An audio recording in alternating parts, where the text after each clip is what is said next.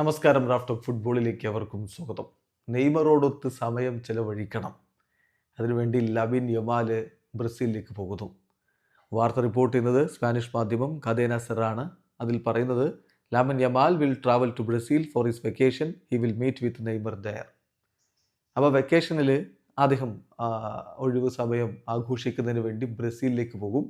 അവിടെ Neymar junior meet ചെയ്യുക എന്നുള്ളതാണ് അദ്ദേഹം ഉദ്ദേശിക്കുന്നത്. നമുക്കറിയാവുന്ന പോലെ ക്ലബ്ബ് വേൾഡ് കപ്പിന് FC ബാഴ്സലോണ ഇല്ല. സോ സീസൺ കഴിഞ്ഞാൽ പിന്നെ ലാമിൻ യമാലിന് കളിക്കാനുള്ളത് UEFA നേഷൻസ് ലീഗാണ്. ആ മത്സരങ്ങൾ കഴിയുമ്പോഴേക്കും ബ്രസീലിൻ്റെ വേൾഡ് കപ്പ് ക്വാളിഫയർ മത്സരങ്ങളും കഴിഞ്ഞിട്ടുണ്ടാകും. അതിനുശേഷം വെക്കേഷൻ ആവുന്നു. നെയ്മർ ജൂനിയർ അവിടെ ഫ്രീ ആയിരിക്കും. ഫ്രീ എന്ന് പറയാൻ പറ്റില്ല, അദ്ദേഹത്തിന് അവിടുത്തെ ടൂർണമെൻറ്റിൽ മത്സരങ്ങൾ പുരോഗമിക്കും. ജൂൺ അവസാനം വരെ മാത്രമേ അദ്ദേഹത്തിന് അവിടെ കരാറുള്ളൂ.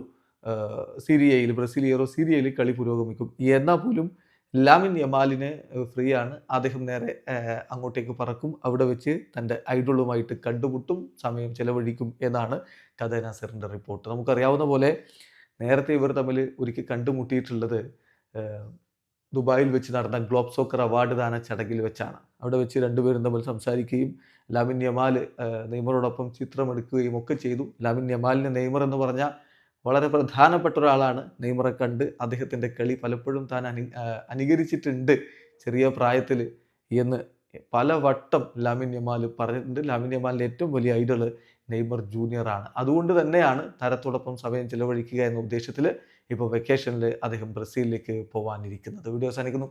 ഫുട്ബോൾ ലോകത്തെ കൂടുതൽ വിശേഷങ്ങളുമായി റാഫ്റ്റ് ഓഫ് വീണ്ടും എത്താം.